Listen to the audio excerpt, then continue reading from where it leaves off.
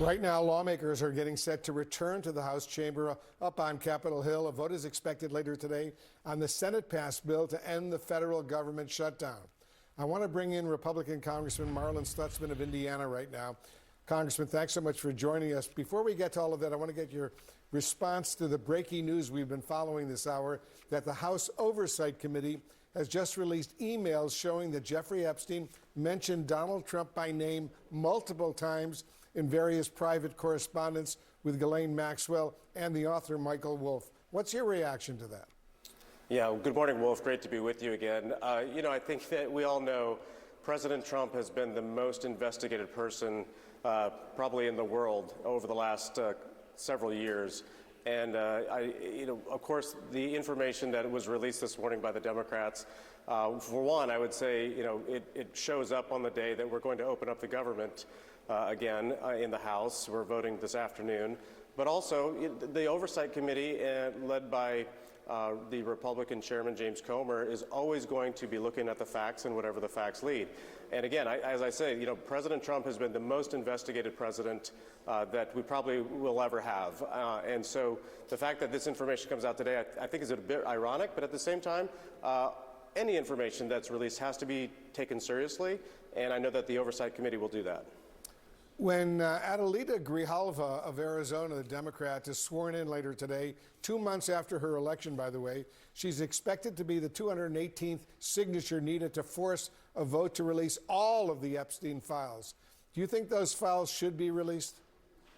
Well, again, I think James Comer, the Oversight Committee chair, as well as the others who are responsible for these files, have done a very good job handling them methodically and making sure that the victims are protected, that Epstein, of course, was a monster that we know of, and the fact that these files are being released and information is coming out is good for all of us. I mean, we want transparency in our government, and I trust that James Comer, Congressman Jim Jordan, they are the ones that are truly handling this very well in the House of Representatives. Democrats are doing, their job, of course, as the opposition and making sure that information is out there. But again, I think that, it's interesting that they release those files today on the day that the government shutdown is going to end, and that it's a positive for Republicans that we're going to continue funding the government as we planned on, and that the government's going to be open. SNAP benefits are going to start being released back to the American people that we're truly counting on them over the past month. And because the Democrats weren't able to get those SNAP benefits, and of course a lot of other just problems that we didn't need to have and force on the American people, but that's what the Democrats chose. And now that the federal government shutdown seems to be coming to an end, it could be coming to an end later today, how confident are you, Congressman, that the funding bill will eventually pass tonight?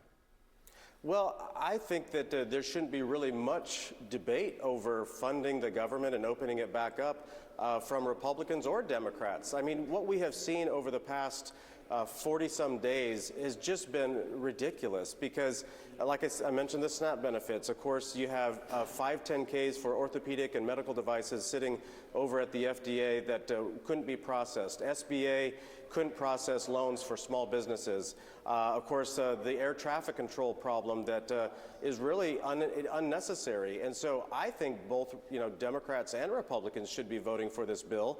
It's a clean CR. The only thing that Democrats got out of it was to reverse the RIFs that President Trump had implemented during the shutdown. So that means that more federal government employees will be employed after this, but that's it. And I think that this is really an unnecessary shutdown that the Democrats forced on the American people. Let's all vote together and say, move forward. Let's support the American people and get this economy and the government open back up so we can move forward. What's your message, Congressman, to your constituents in Indiana who've seen their paychecks, their SNAP benefits, their food stamps, their travel plans upended by the shutdown? Yeah, and you know what, Wolf, I've heard from a lot of them. I've heard from single mothers, with kids who are, trying to make ends meet, and they're having to borrow money from family members to pay their rent. And this has been just so unnecessary. Again, the fact that the only thing that is changing in this bill is that the RIFs that were implemented during the shutdown will be reversed. The Senate is going to have a vote on the ACA. That's the other thing that the Democrats were fighting for. They wanted subsidies for the insurance companies to reduce the premiums on the American people. I think those any subsidies should go straight to the American people. Let's let the American people decide how they want to handle health insurance rather than the big insurance companies. So I think this vote's going to be really telling for Republicans and Democrats, but especially Democrats. Do they want to continue to fight for the big insurance companies? Do they want to fight for bigger government? We're living in this world of $37 trillion of debt. We have to control spending. And so I hope that Democrats vote for this bill this afternoon as well. Republican Congressman Marlin Stutzman of Indiana, thanks so much for joining us. You bet. Thank you, Wolf. Great to be with you.